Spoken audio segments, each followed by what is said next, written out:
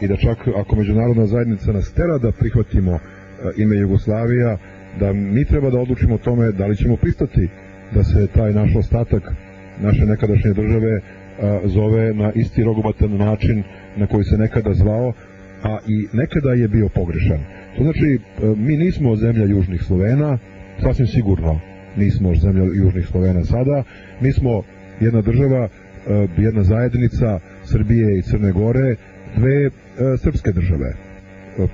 Crnogorci su, kako kažem, Srbi i Crnogorci, i mali broj ljudi koji su Crnogorci se protive tome da su istovremeno i Srbi. Mi mislimo da je jedino rešenje našeg nacionalnog i državnog pitanja nakon raspada te bivše Jugoslavije u tome da se stvori savez srpskih država u koji bi ušle Srbija, Crna Gora i Republika Srpska. I da to treba da bude naš politički i državni cilj. Ako to ne može odmah, mi treba da radimo na tome. Mi treba da se trudimo, kao što je zapadna Nemačka se trudila 50 godina da se pripoji istočnoj Nemačkoj, to jest da se izvrši to jedinstvo, jer je to nešto prirodno, tako i mi treba da kažemo najprirodnija stvar na svetu je da se mi spojimo. Ako sada uslovi nisu takvi, radit ćemo na tome da za 2-3 godine budu. I da napravimo jednu državu čije jezgro će biti Srbija, Crna Gora i Republika Srpska, koja će biti uređena kao jedna savezna država, kao jedna dobra, moderna država, ali kao jedna nacionalna država. To znači kao jedna država u kojoj se zna koji narod je tu, narod koji je tu državu stvorio, uz sva prava za nacionalne manjine, uz sva građanska prava, jer sve druge države koje su demokratske, kao što su Francuska, kao što su Nemačka, kao što je Italija, su nacionalne države.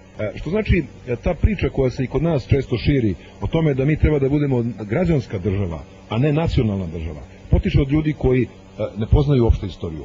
Najbolje demokratije su nastale u nacionalnim državama, jer to da je neka država nacionalna ne znači da sad tu nema prava za građane ili za nacionalne manjine, naprotiv. Tu ima najviše prava za građane i mislim da nema nikakvog razloga da naša država, čak i ako međunarodna zajednica bude imala ravnodušan odnos prema tome, da naša država zadrži ime Jugoslavije. Mislim da pod tim imenom se ništa dobro našem narodu nije dešavalo, da je to ime u svetu, kako kažem, kompromitovano, da je to ime netačno jer se odnosi na južne Slovene, a njih ima jako mnogo i najmanji njihov deo je u toj državi, i da ima i drugih boljih imena i da nema razloga da ne uzmemo to neko. Znači, Savez srpskih država, mislim da bi Crnogorci na to pristali. Ja sam razgovarao sa mnogim od njih koji se smatraju Srbima i Crnogorcima, koji su protiv toga da se sada podvedu pod neki protektorat Beograda, koji su za to da Crna Gora ostane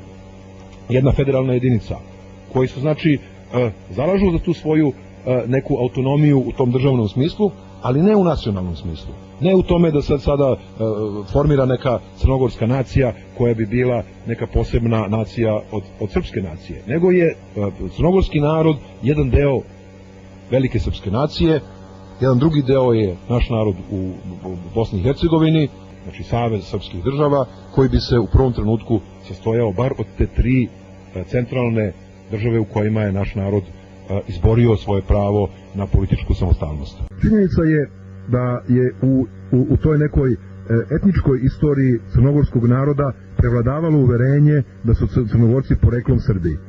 Kao što znate, i Njegoš je sam smatrao sebe Srbinom, ali kao što su se iz južnih Slovena vremenom stvorili neki narodi posebni, Slovaci, Česi, Poljaci, ne znam ni ja, Hrvati, Srbi, tako se iz srpskog tog korena su se stvorili i Crnogorci, koji su po korenu Srbi. Ja mislim da je glavna prepreka za rešavanje našeg nacionalnog pitanja bila u tome što je 1918. godine doneta odluka da se ne napravi nacionalna srpska država, nego da se uđe u jedan savez sa drugim narodima, u jedan savez koji bi trebalo navodno definitivno da reši nacionalne probleme i našeg naroda i tih drugih južnoslavenskih naroda.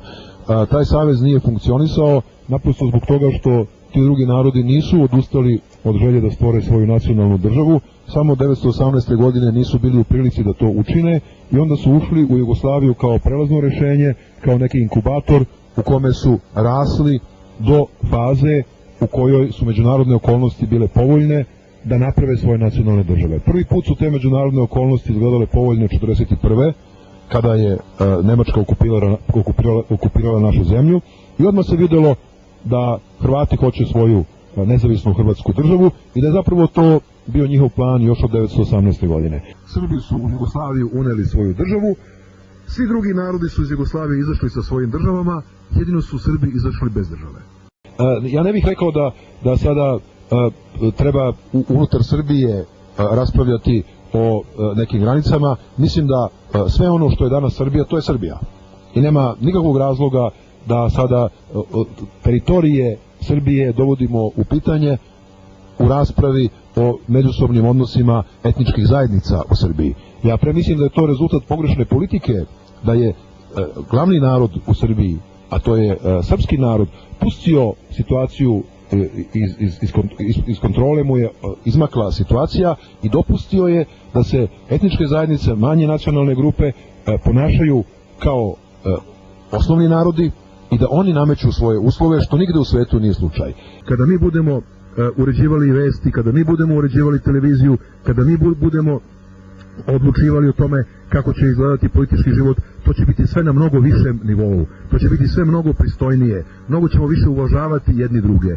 I tu imamo malo, kako kažem, sporova.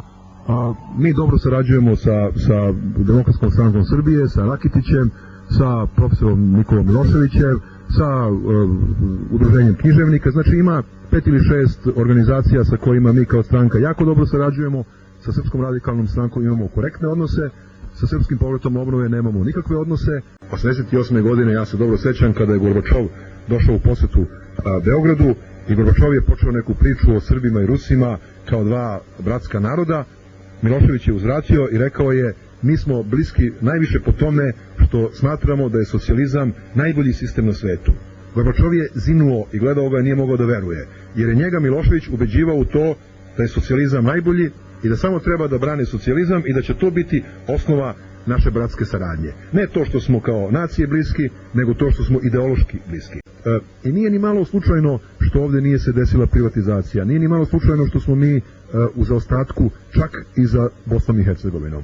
Naime, ovde postoji jedno čekanje, režim u Srbiji čeka da komunisti u Rusiji pobede i da se onda obnovi komunizam u istočnoj Evropi, u nadi da će Beograd jednoga dana da bude nova Moskva, nova Kominterna, koja će da okupi sve komunističke partije sveta i da krene u jedan pobedonosni pohod komunizma. To se graniči sa ludilom, jer naše propadanje kao naroda je i uslovljeno tim što se naša vlast 1988. godine opredelila za očuvanje komunizma. Hrvati, Slovenci su bili mnogo pametniji, Makedonci su bili mnogo pametniji, Mađari, Bugari, svi su oni bili pametniji od nas i rekli su: komunizam je propao, ajde mi da kažemo da nikad nismo bili komunisti i ajde mi sada da nađemo prijatelje u svetu i da im kažemo: Srbi su nas držali na silu u komunizmu, a mi nećemo da budemo komunisti.